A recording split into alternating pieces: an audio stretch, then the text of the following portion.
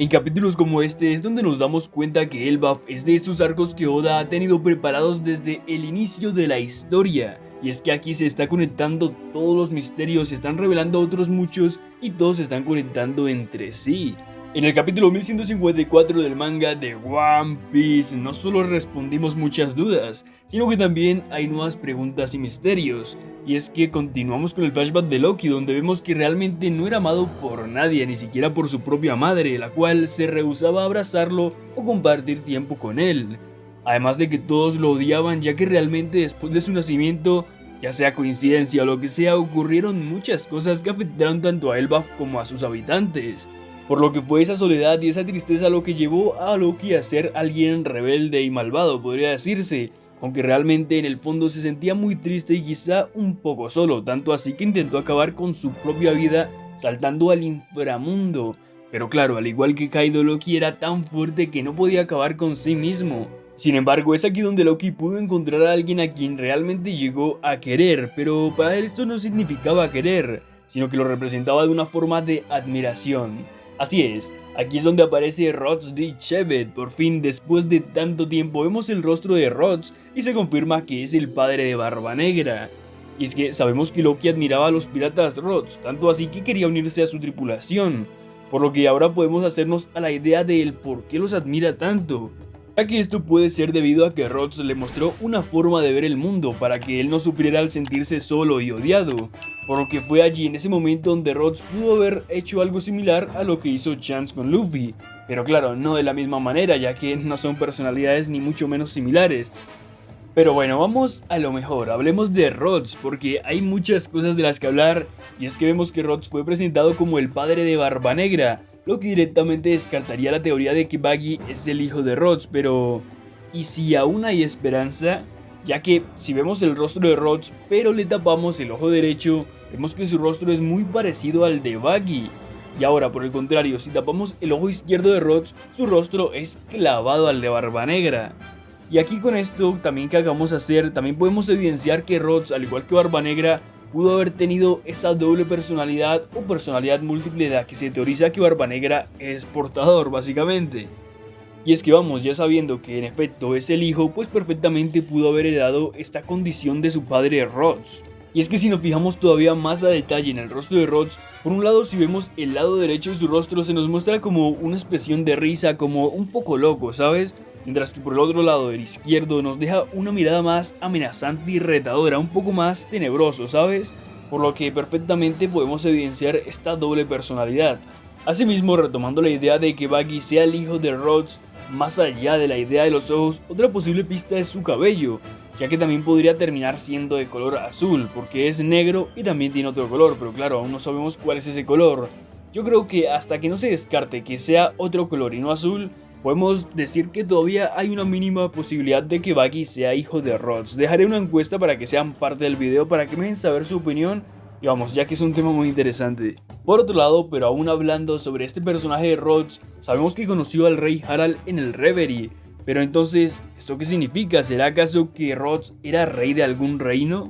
Y aunque bueno, podrían haber más respuestas, más opciones, la realidad es que esta pudo haber sido una gran opción. Quizás Rods pudo haber sido el rey de la isla de los piratas antes de que esta se convirtiera en la isla de los piratas, ya que si Barba Negra quiere hacer de Hachinosu un reino oficial, quizá es porque alguna vez en el pasado lo fue.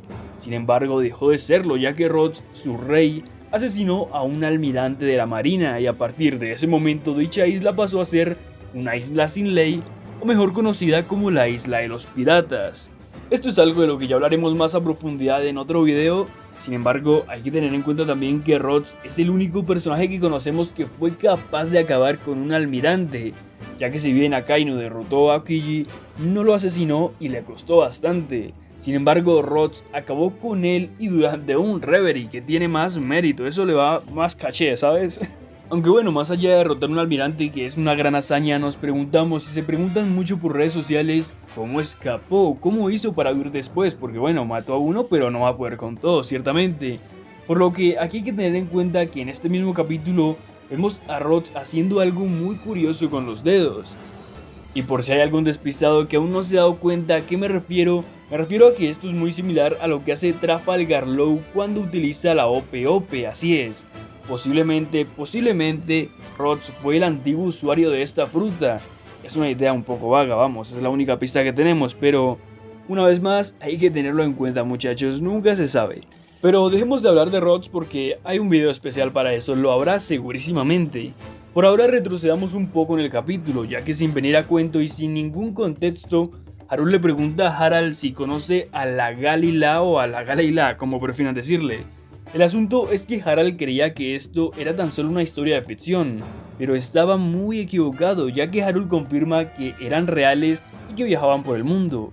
Sin embargo, en una carta dice que fueron capturados y además hay un rumor de que fueron congelados, de que aquel ejército se encuentra congelado. Pero esto porque es importante, se preguntarán. Estén muy atentos, porque si retrocedemos al arco de Panhazar, hay un momento donde vemos que hay lo que parecen ser prisioneros congelados en las paredes y en el piso. Y qué casualidad que una de las siluetas que vemos en este capítulo representando a esos antiguos constructores se parece a uno de los personajes que están congelados en Panhazar. Pero esto, muchachos, acaba de empezar, ya que si vamos ahora a ver la Galila de Water 7 y vemos más detenidamente su logo, vemos que en efecto parece un barco vikingo, un barco como los que usan en Elbaf o los que representan en Elbaf. Y es que la pista siempre estuvo ahí desde el pasado, Oda nos lo dejó desde hace tantísimos años y ni siquiera nos pasó por la mente, no vi ni una teoría al respecto. Pero esto no es todo, ya que hay un detalle que se ha pasado mucho por alto pero que a mí me pareció muy interesante, y es que el nuevo fundador de la Galila se llama Iceberg. Y sí, esto es curioso, ya que los antiguos pertenecientes a este grupo se encuentran congelados. Iceberg, congelar, bueno, ya saben, ¿no? Están relacionados. Bueno, esto es solo algo curioso, ¿no? Pero realmente sí es interesante cómo Iceberg sabe algo que nunca se nos reveló y el por qué le puso ese nombre y ese mismo logo. Seguramente lo heredó, pero eso nunca se nos contó. Asimismo, está más que claro que fueron gigantes de Elbaf o gigantes ancestrales o los dos que en el pasado, hace 800 años, crearon el arma ancestral Plutón, por lo que fue esta misma compañía, pero del pasado, los que crearon esta poderosa arma ancestral.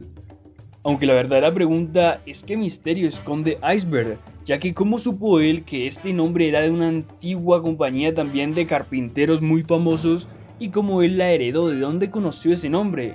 Lo normal es pensar que fue gracias a Tom, pero bueno, ¿por qué Tom en un principio también supo este nombre? Y mejor aún, ¿por qué consiguió los planos del arma ancestral Plutón? Una respuesta es que bueno, se pudo haber hecho amigo de esas personas en sus diferentes viajes que hacían. Y fue entonces donde heredó de alguna manera eso y quizá los gigantes al saber que estaban siendo perseguidos, pues bueno, le dieron toda esa información y conocimiento a Tom. Y que Tom después se lo dio a Iceberg, no se lo dio a Frankie porque era un loco básicamente. Iceberg sí era un poco más, ¿sabes? Un poco más cuerdo.